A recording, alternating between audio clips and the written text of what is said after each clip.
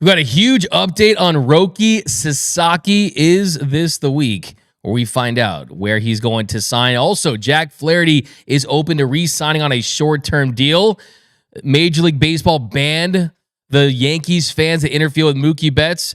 All that more coming up next on Dodgers Dugout Live. It's time for Dodger Baseball. Welcome to Dodger Stadium. This is the golden age of Dodger baseball. The Dodgers are building a dynasty. You got it, Roy, parade. We got it, parade. The Dodgers punch back and head to the championship series. Starts the 50-50 club. Mookie magic. Freeman hits the ball to right field. She is gone. Start the party, Los Angeles. Your Dodgers have won the World Series. Think blue, bleed blue, and I'm out. What is up, Dodgers Nation, and welcome to another episode of Dodgers Dugout Live, presented by dodgersnation.com, the #1 Dodgers podcast and show on YouTube. My name is Doug McKain, credential member of Dodgers Media. You can follow me on X and Instagram at DMAC_LA. Now, if you haven't yet, do us a huge favor. Hit the subscribe button, hit the notification bell, hit the like button, and drop your comments down below. What does your gut tell you about Roki Sasaki? Where will he sign? Will it be with the Dodgers? Will it be with another team? I want your honest takes down below in the comment section. Of course, every episode starts with the Dodgers Dugout Live poll question of the show. I asked you guys over on the X, should the Dodgers sign Jack Flaherty to a short-term deal? And right now, 62% of you say yes, and 38% say no. So we'll talk about that a little later on the show. Of course, we want all your comments down below, all your takes on all things Dodger baseball. Drop those down below in the comment section. We've got Tony Tater's super producer, Antonio. He's looking for all of your comments. He'll be featuring them on the screen as well as banking some of them for the 7th inning stretch. We're also going to give out a comment of the show. We've got Noel also looking for all your comments, our social media superstar. But we've got lots to get into, so let's get into it. Leading off, the hottest story in Dodger baseball. So the leadoff today, of course, is about Roki Sasaki. The Japanese phenom pitcher is going to be deciding where he's going to be taking his talents to very, very soon. But we have to begin with the news that broke right before the show started, and that is that the San Francisco Giants will not be signing Roki Sasaki. Susan Slusser, she reported the news that he will not be signing with the San Francisco Giants. And one, I want to know how they were told. Was it communicated by his agent, Joe Wolf? How did they get word of this? And look, let's be honest. He was never going to the Giants anyway. Okay, that was never going to be a thing. And we got some tweets, though, of some fans reacting to that we're going to get to. But look, I think that at this point, we know who the contenders are. It's the Dodgers, who, depending on who you ask, they're still the favorites to sign him. Bob Nightingale, he did say a couple days ago that the San Francisco Giants were in the mix at some point, but they are not. It's the Padres that is the team that appears to be the biggest threat to sign Roki Sasaki from the Los Angeles Dodgers. Then you have teams that he's met with, like the New York Mets, the Chicago Cubs, the Seattle Mariners. There are other teams out there that have made their pitch to him, that have sold him on what their organization could do for them. But a lot of people in the industry still think that at the end of the day, the Dodgers will be the team that he signs with. It's not a guarantee. And I think at this point, you have to kind of take everything with a grain of salt when really looking at where his camp is giving people information, right? I mean, I think that just look no further than Shohei Ohtani's announcement, how big of a shocker it was that he signed with the Angels. But here's what we do know. Here's what we do know about Roki Sasaki right now, and that is that Major League Baseball's international signing period, it opens on Wednesday.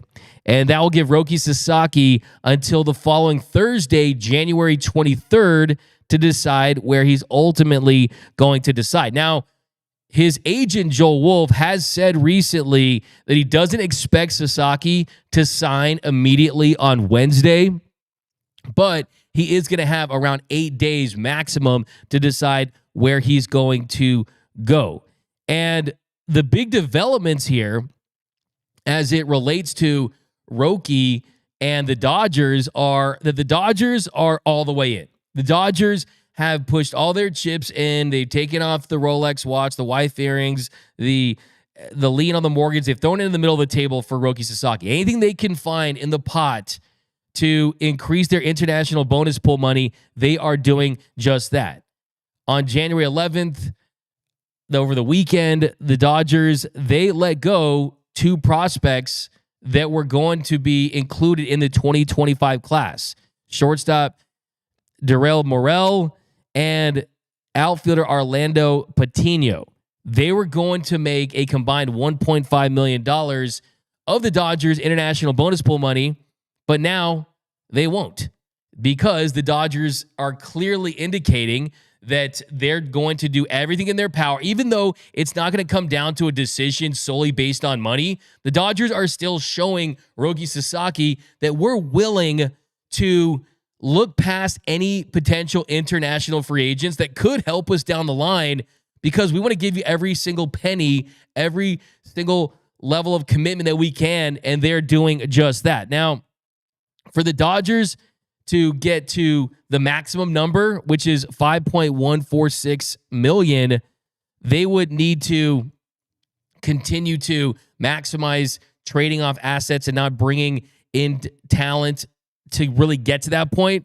But as of right now, Morel, he's not coming in. It's interesting too, because Morel, what ended up happening is that he ended up signing with the Pirates that will give him $1.8 million, and that's almost twice as much as he would have gotten for the Dodgers. And Morel, he's big, tall, a 6'5" left-handed hitting shortstop. He's got power upside for a shortstop, and he was going to be one of the headliners for that 2025 international class for LA. But they know that if you have any chance of getting Roki Sasaki, you are going to part ways with anyone. But it will be an interesting subplot in all of this and just following Morel's career and what he turns into. But let's make no mistake about it. Roki Sasaki is a hack. Roki Sasaki is a cheat code. It is like getting a brand new Lamborghini for the price of a Nissan Altima. You are literally getting a player where in 2 years' time would easily sign for $200 to $300 million for less than $10 million, where you're also getting a player that is going to be potentially in his peak, in his prime years, with this kind of financial commitment that's not an explosive amount like they gave to Yoshinobu Yamamoto. And then also, too, what I was told this morning about Roki Sasaki, and from someone that is an insider about the likelihood that he ends up with the Dodgers, is that the Dodgers, it's not about the signing bonus, it's not about the international bonus pool money, but they have the ability to give him an extension down the line and pay him down the line and pay other talent around him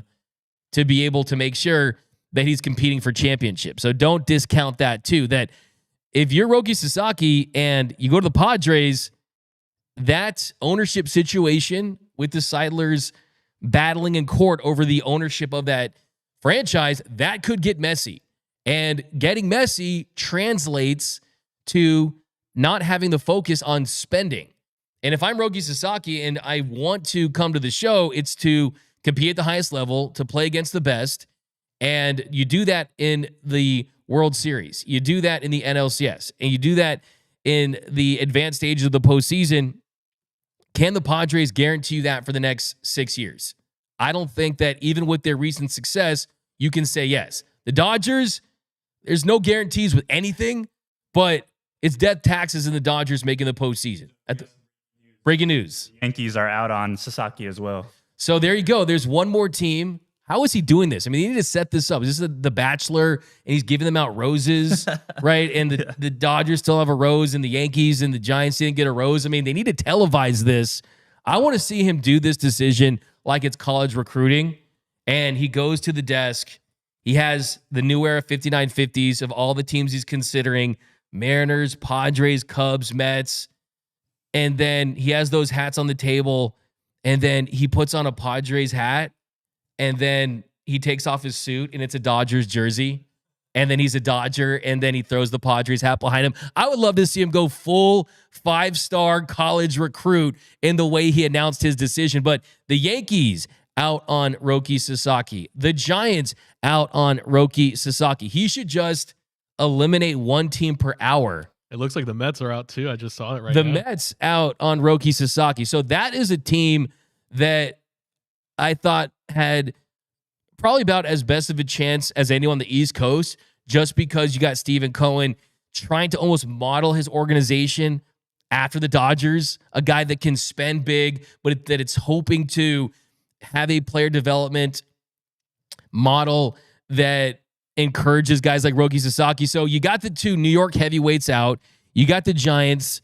SF stands for season finish. We know that. And now it's their chances of getting Roki Sasaki are finished as well. So I think that it's kind of one of those things where it was always a Dodgers-Padres battle at the end of the day. The sleeper team may be the Mariners. One thing I'll say about the Mariners, they've developed young pitching at a high level. And two, they've kept their young starters healthy. And there's definitely intrigue with that. But just kind of getting back to where the Dodgers are at with Roki Sasaki, they're maximizing money. They have the talent here to guarantee him postseason appearances. And I think too, they offer him, even though his agent Joel Wolf said that a soft landing might be a mid-level market. Sure, that's true that you're not going to have intense media there like you would in LA or New York or Chicago. But I also think too, my counter to that is that when you're the only show in town, you're going to get the butts in the seats, right? You are going to get the focus, right? When you're the only show in town, you get all the attention, right? That's not the case for him if he goes to the Dodgers. If he goes to the Dodgers, you got Shohei and Yamamoto and Glasnow and Blake Snell and all these talented players and pitchers around him where you can honestly say that they are not desperate for Roki Sasaki. Of course, you can never have enough pitching, and I think there is a world where we saw last year where they lose a lot of their starting rotation, and just like that, Roki Sasaki's role increases as the year moves along, but they don't need him to be their day one starter. They don't need him to be their opening day starter in Tokyo or anything like that, even though I think that would be amazing to see. So I think that offers Roki Sasaki, who's still trying to transition to a different baseball, to a different routine in a different country, the luxury of starting a new chapter of his career with a Dodgers organization that has so much stability, coming off a World Series championship that, oh, wait a minute, has two other Japanese elite players, one that's going to go down as the greatest player of all time in Shohei Ohtani, to show him the rope. So I think that right now it's really a matter of, one, does Roki Sasaki want to forge his own path without Yamamoto and Ohtani? If the answer is yes, then that means the Dodgers would be out, right? But wouldn't we know that by now? Wouldn't we know that that's something that was under heavy consideration for him by now? I mean, I think that's why I think that Ohtani and Yamamoto are only additive to the Dodgers' chances. But a couple more kind of FAQs I want to get into about Roki Sasaki. First question, what are his player comps? Who does he look like? Who does he remind you of? And just kind of asking around, you've heard lofty comparisons. Of course, he has that power fastball that can hit 102 that sits 98 when he's right. He's got that power splitter that drops 35 inches. Some people have compared him to Roger Clemens and Kurt Schilling. Early on, Shohei Ohtani, before he started throwing more sweeper than splitter. There's been those comparisons, but Shohei did throw more sweeper than splitter towards the end in 2022 and 2023. So less splitter reliant, but Roger Clemens splitter, Kurt Schilling splitter. I've also had people tell me that his splitter reminds them of Logan Gilbert, considering that the spin rate is on the lower side and it's just a unique pitch from that standpoint. And you look at the effectiveness of that pitch. I mean, you got the power stuff, you got the fastball, you got the heater, right? If you want to dominate, you got to have a heater. And that's a box that's absolutely checked. But it's the 80 grade splitter that gives him the potential to be one of the best pitchers, if not the best pitcher on the planet in a matter of just 1 or 2 years' time. That's the kind of talent level we're talking about. He had a 57% whiff rate on his splitter last season in the MPB. That would have been second in all of Major League Baseball. So that is absolutely elite. There's other scouts out there that have compared him to Kevin Brown with how hard his stuff is and the way that he got that fastball working and the off-speed stuff. And then also as far as arm speed and the phenom status, Hunter Green is another name that's been mentioned in relation to a Roki Sasaki. But the name that I've thrown out there for a year now is Paul Skeens. To me, it's the Paul Skeens with power fastball, elite slider potentially, the splitter that has the potential to absolutely dominate hitters. That to me is, I think Roki Sasaki could be the Dodgers version of Paul Skeens. And you've seen the success, the box office appeal that Paul Skeens had last season. I think that Roki Sasaki can have that same impact. He's got the total arsenal of weapons at his disposal at the top, but I think he can get better. And that's what I think makes Sasaki so intriguing, is as good as he has proven to be when he's right. I mean, the guy, he's throwing a perfect game. He's throwing a perfect game at age 20, right? I mean, as good as that is, I think that you're going to see him expand his repertoire with the Dodgers. One thing that, or a team that he signs with. But with the Dodgers, I think especially considering their emphasis on player development and the coaches they currently have, I think they can maximize what he has. Now, what could he improve on? That is adding a fourth pitch. That is adding a slider, that's a little more of a go-to pitch for him. We know the Dodgers are excellent when it comes to that.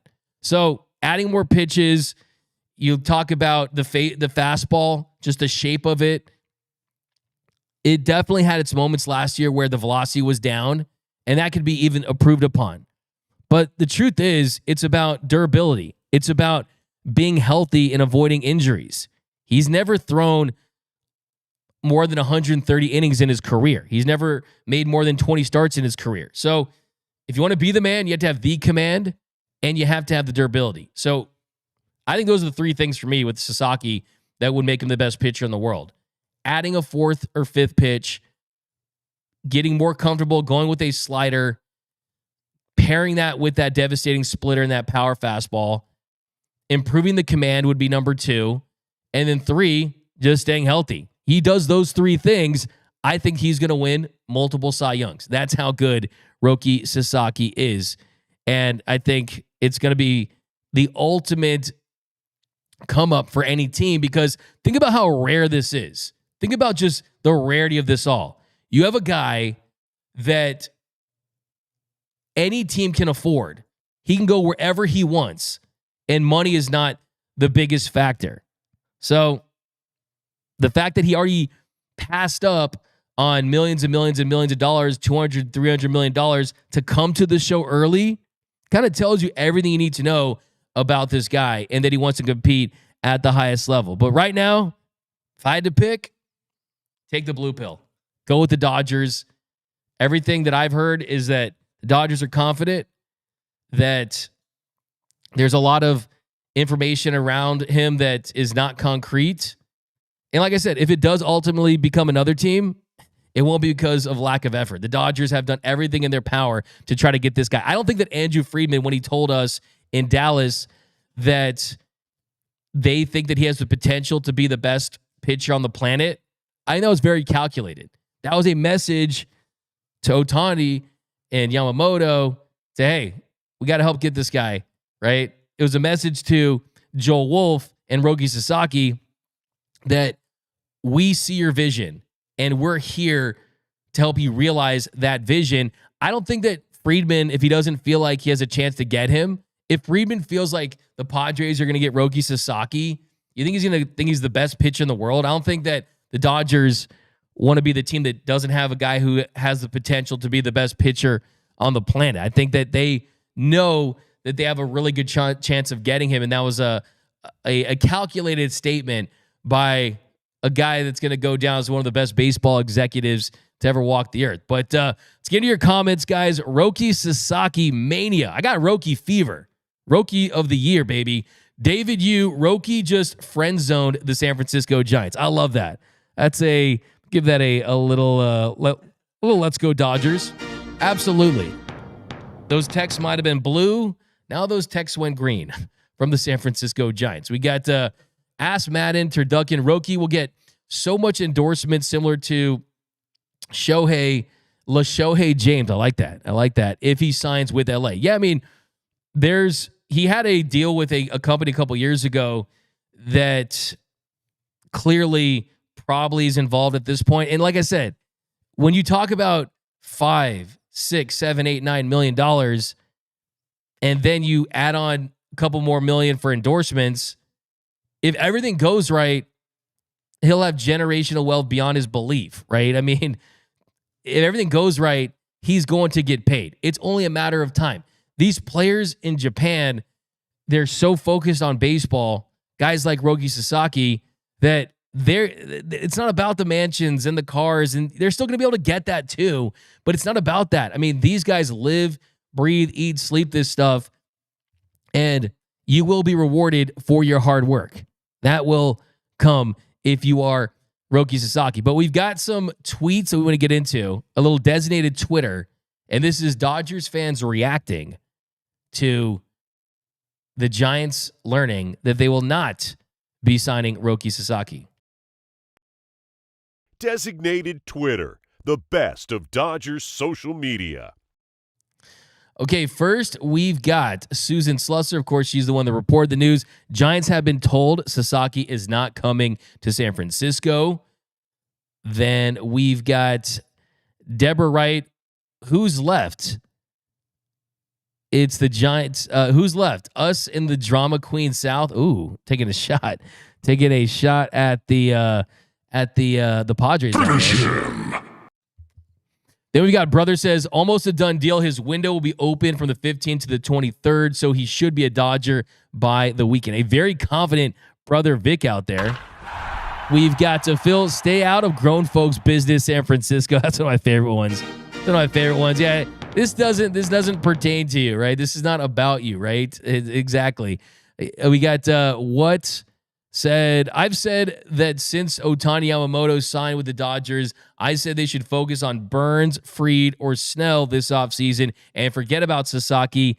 They chose the latter, and Fried is the only one who didn't end up in the division. So this sounds like a frustrated Giants fan. Like I said, we don't care.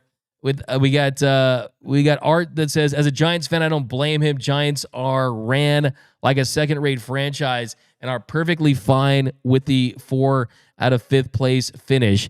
As long as the money keeps rolling in, they don't care about winning. Okay, so there's a lot of Giants fans. We got Elias Marquez, Sasaki to LA 100%. Give you a nice little let's go Dodgers for that one. Dave S. says Sasaki does think of Darvish as a mentor and sage. Can't count out SD. Yeah. I don't think that anyone has. San Diego makes a ton of sense, but the Dodgers make more sense. And realistically, if you are Roki Sasaki, would you really let the presence of Yu Darvish, who's 38 and doesn't have a lot of years left in the show, be a big reason why you sign with a team that is in a little bit of a tumultuous state with their ownership group? Look, I mean, to each his own, and he's making his own decision, but doesn't seem like that is the best decision. But hey, he's got to make his decisions, right? We've got a super chat from Francisco Diaz. Can we add this to the Roki funding DMAC? all jokes aside, just like Shohei's free agency, the Dodgers make so much sense, but I can't lie, until he signs on that dotted line, I'll be nervous. Yeah, look, I woke up last night at 3:30 in a cold sweat, thinking of him and some of these other teams' jerseys, but this is how it works. Look, it's kind of one of those things where the fact that you're involved, like, you're going to be involved in these high-level players, and it just comes with the territory. But coming up next, Jack Flaherty back in L.A. Could it happen? That's coming up next on Dodgers Dugout Live. What up, Dodgers Nation? D-Mac here to remind you that if you have not yet, be sure to subscribe to the Dodgers Dugout Live podcast. You can find it wherever you get your podcast. So if you want to listen to the show in audio form, when you're driving to Dodger Stadium, when you're driving from Dodger Stadium, when you're commuting to work, wherever it is, you definitely want to lock into the podcast. We're going to start featuring some podcast exclusives, interviews. So definitely, even if you do watch the show daily on YouTube, be sure to subscribe to the Dodgers Dugout Live podcast wherever your podcast. So be sure to do that. It really supports the channel. And as always, think blue, bleed blue, and I'm out.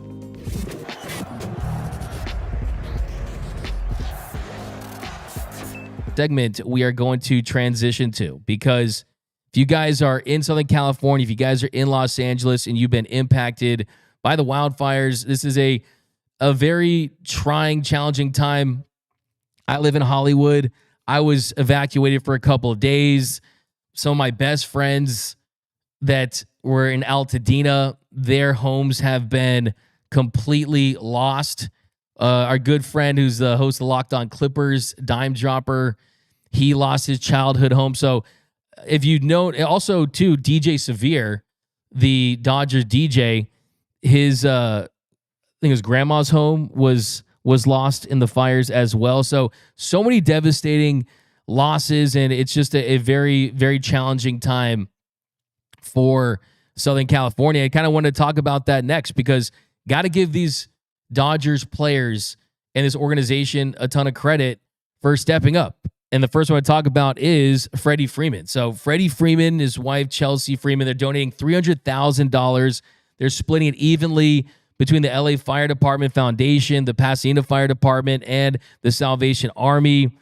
So that's an incredible gesture from a guy that gives back. And they're not looking to get all this PR and publicity. They're just out there really helping people out. I also saw that Chris Taylor, his foundation, the Chris Taylor Foundation, they matched donations for fire relief for up to $5,000. They threw that in their Instagram story, so they're also brainstorming more updates for that. You also had Justin Turner, who I believe for the Justin Turner Foundation. They also are, I think, matching donations of $100,000. And the Dodgers, they released a statement that read, "The players, front office, and staff of the Dodgers are absolutely heartbroken over the devastation of the fires in and around Los Angeles. We are working closely with community partners in impacted areas and look forward to announcing more about our immediate efforts and our ongoing work in the coming days. We are grateful to all the first responders who have been on the front lines of this tragedy, and we grieve with the thousands of families who have lost their homes and possessions, including those within the Dodgers organization." So there's also a t-shirt I believe you can purchase that is giving proceeds away as well. But yeah, it has been very, very difficult in Southern California. The air quality, people losing their homes. I mean, it's just a time where you got to give all the credit in the world to the firefighters, the first responders, and thoughts and prayers go out to everyone that's been impacted by these fires. But Noel, I mean, what's kind of the social media aspect of it too. I mean, I think you're hearing people kind of support each other through this time, and kind of the support they're giving these Dodgers, the Dodgers players are giving these this community. I was listening to Brown Bag this morning over on Power 106, their morning show, and they brought up a great point. Unfortunately, sometimes it does take tragedy to bring a lot of people together, but just the way you're seeing the community kind of back each other, I was seeing that donation centers literally aren't taking any more clothes or any more items because they're so filled to the brim that they need to be able to pass out these clothes and kind of get rid of all their items before they take more. And that's kind of just a beautiful thing to see. I think other people don't realize how big Los Angeles is, but there's a lot of towns that thankfully are not affected, that haven't had to evacuate, that haven't lost their childhood homes, haven't lost their property, and have the ability and kind of the gift to be able to give back to everybody. So I think it's a beautiful time. I think all over social media, the overall reception has been well. Unfortunately, there's always people that take advantage of the situations. You see the arson, you see the theft, but I do like to see that there's been a lot of good neighborhood watch parties that are putting a stop to all this, that are helping the first commanders and, feeding them and making sure that we kind of have eyes in the streets too, and eyes throughout the neighborhood to make sure that we just heal from this. Cause I mean, I've seen a lot of stuff in my life. This is something I've never seen, but that's kind of just, how it goes in the world. We go through stuff, and it's all about how we react and how we move forward. So I think it's a beautiful time. I think you said it best too, Doug. The Dodgers players giving back. I saw Justin Turner's foundation is donating and matching donations as well. He spent a lot of time here. He's an icon in the city too. So big shout out to everyone. And, I hope you guys in the chat, I hope you guys are staying safe and your families, and just we continue to all heal together.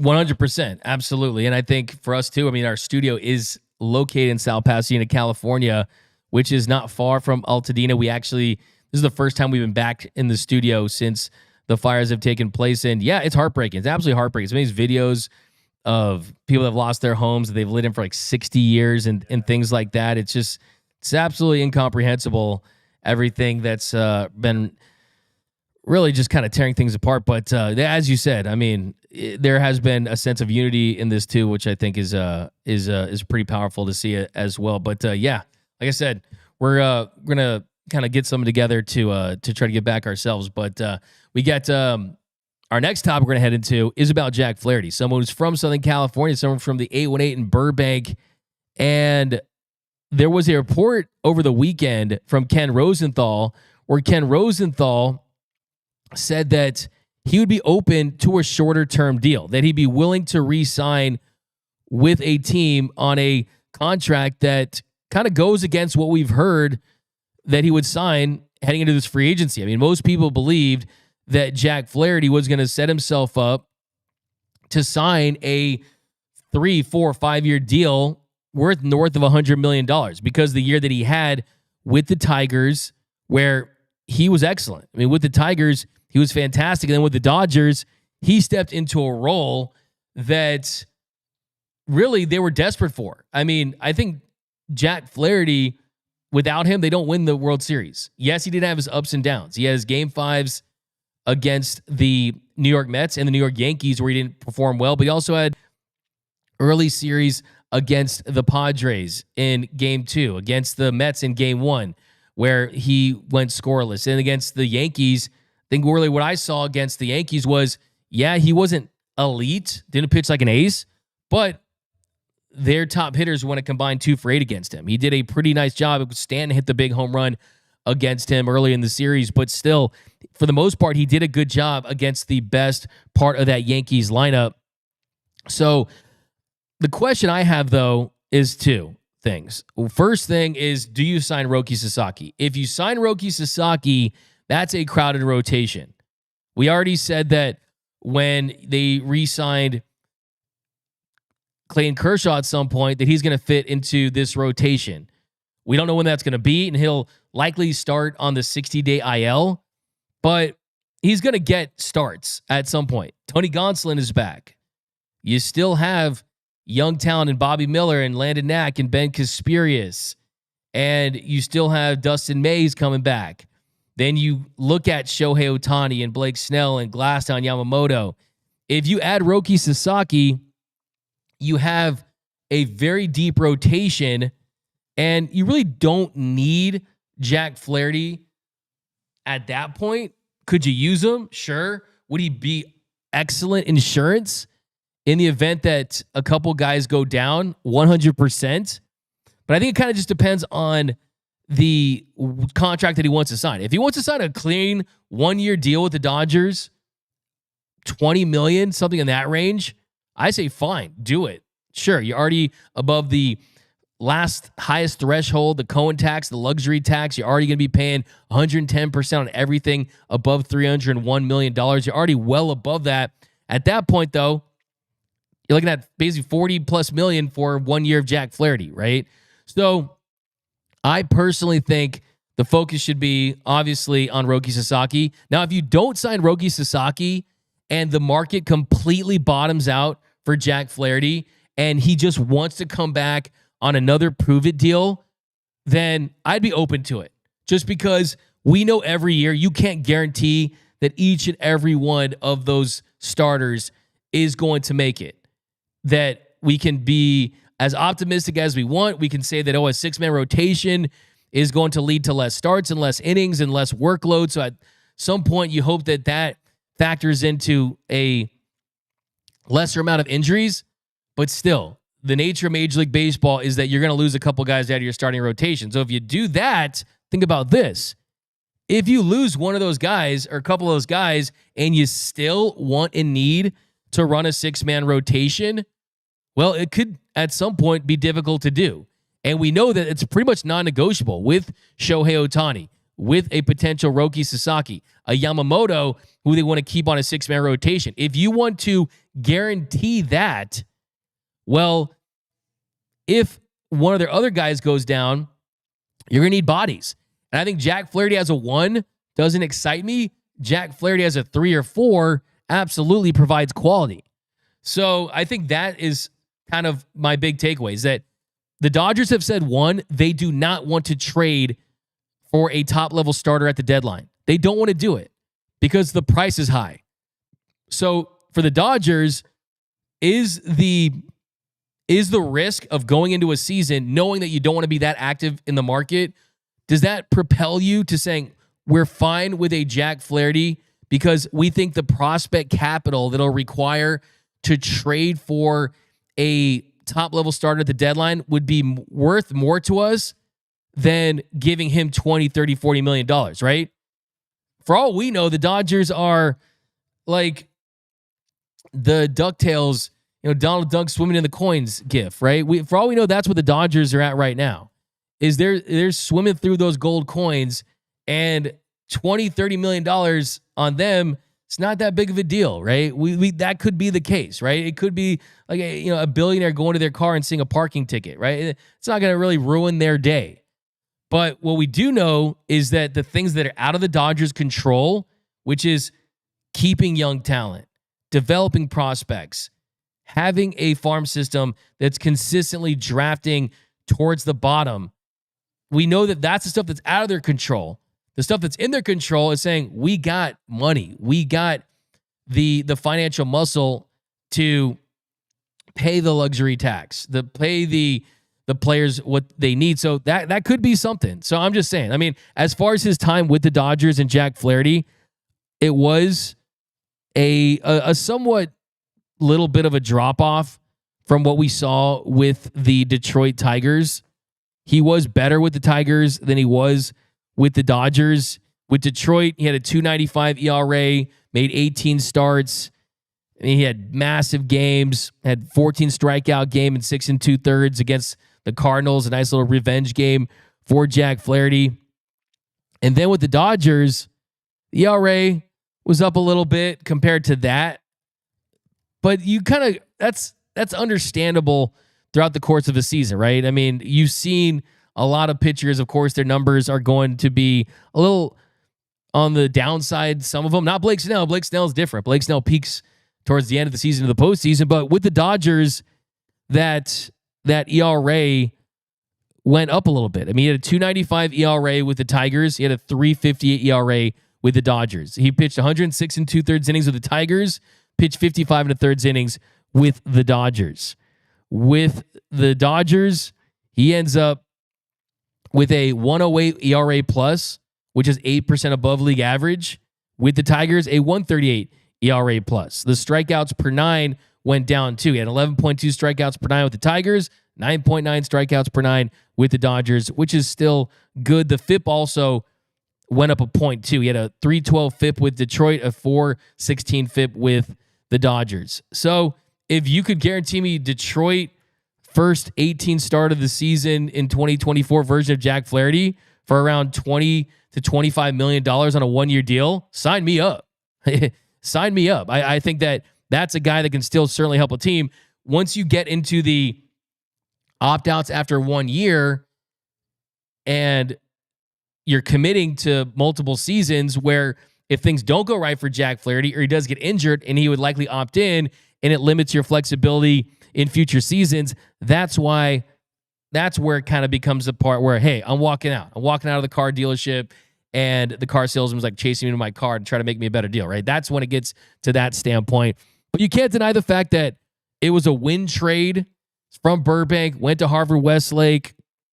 He was included in that deal. The Dodgers sent Trey Sweeney and Tyrone Lorenzo, and those are good prospects. Those are guys that have potential, but the Dodgers needed a starter, and they got that. I mean, the last 3 starts of the season, he gave 10 runs in 14 innings, started to kind of show some signs of but they needed a guy that could step up and be a top 3 pitcher for them, a 1 and 2 with him and Yamamoto, and he certainly proved to be someone that had his moments. I think game 1 against the Mets, 6 strikeouts, went 7 innings in that one. Game 5, it was down, right? He struggled in game 5. The velocity was down. He was sick in that one. Then in game 1 of the World Series, he went 5 1/3 innings, did give up that 2-run shot to Giancarlo Stanton.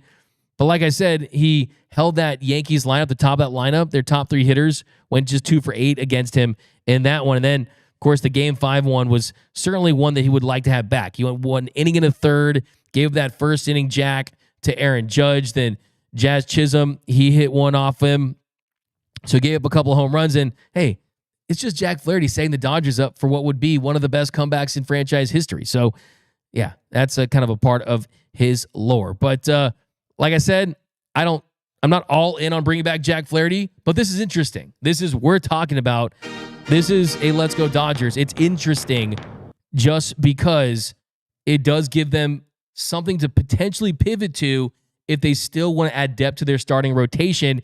And you take advantage of the fact that Jack Flaherty loves LA, right? You're putting yourself in a position to get a player that would not sign for the amount that you're going to give him, right?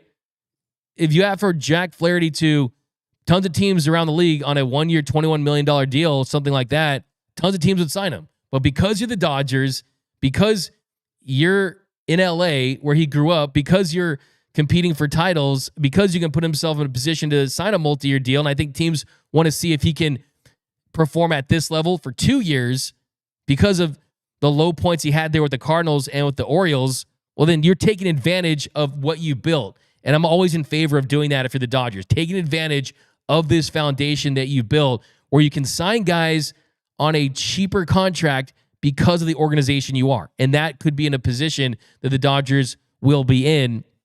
So we'll just see. Do you get Roki Sasaki?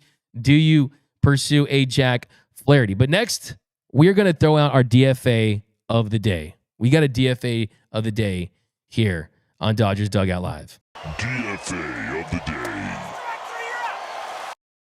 So the DFA of the day goes to 2 guys. And we haven't talked about these guys in a while, but it was the 2 Yankees fans that interfered with Mookie Betts during the World Series. And Major League Baseball has done the right thing. They have banned those 2 fans that interfered with Mookie Betts. There you see him right there. It's Austin Capobianco and John Hansen.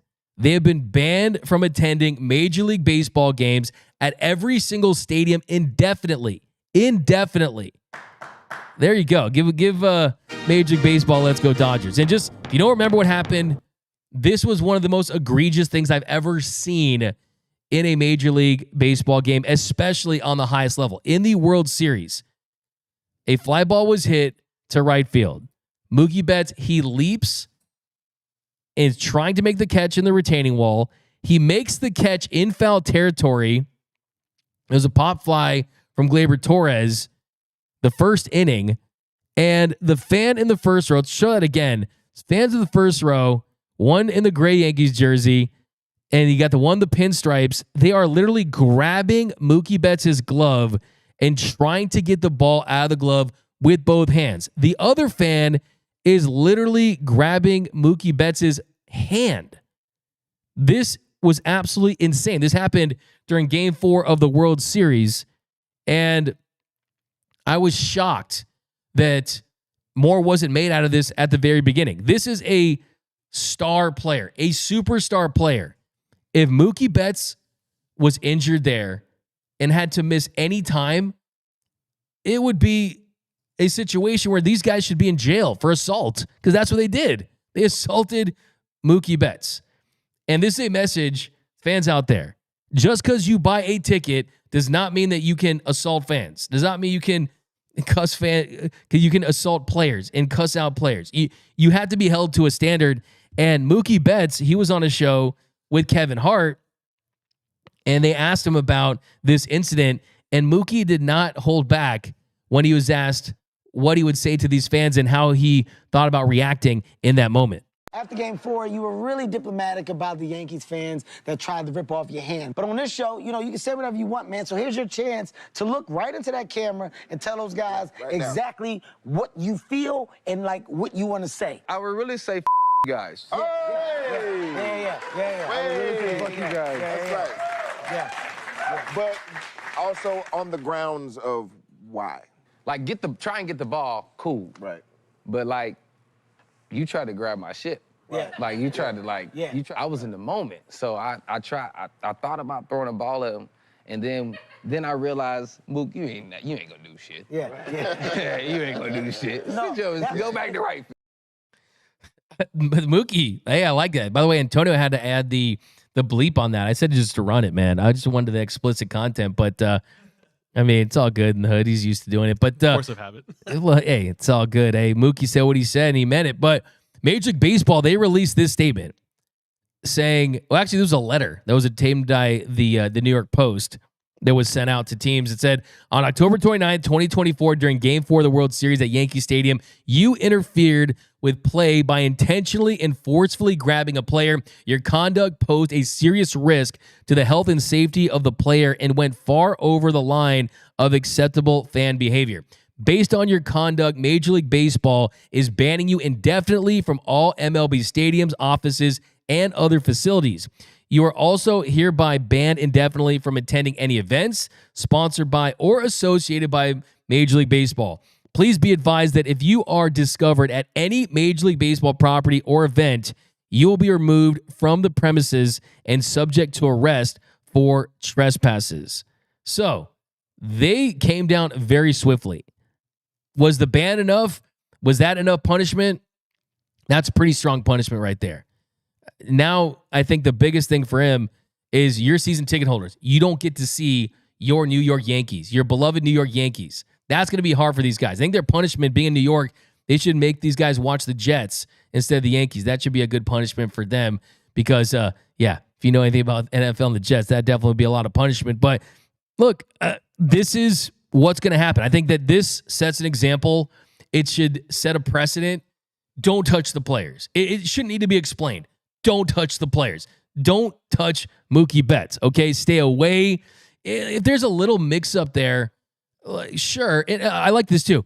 One of the brothers of the guys actually said that Mookie was yelling obscenities at them. Good. Great. He was getting assaulted. Acting like Mookie did anything wrong. They're lucky that Mookie didn't go and Meta World Peace those dudes. Right? I mean, they're lucky. Those guys, let's just put it this way. These guys are lucky Mookie didn't get injured. That's the number one thing. But some comments down below. Hulk Smash Yo Mom, $4.99 super chat. Really appreciate that. Give you a Let's Go Dodgers. Shout out to my brother-in-law in Pasadena, the Pasadena Fire, and my father-in-law, the Compton Fire. Shout out to you guys fighting for the city and Roki Sasaki, please. Yeah, let's do some 7th inning stretch, and we answer all your guys' questions about your boys in blue. The 7th inning stretch.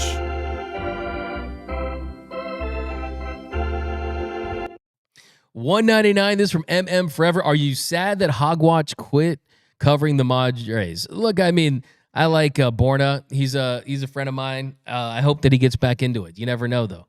I'm more sad that Eric Yulo is not covering the Dodgers or doing anything sports related. You guys remember him from 3 Up, 3 Down. He's a good friend of mine. He used to work at Dodgers Nation. So there's some guys I want to see unretire. He'd be at the top of my list.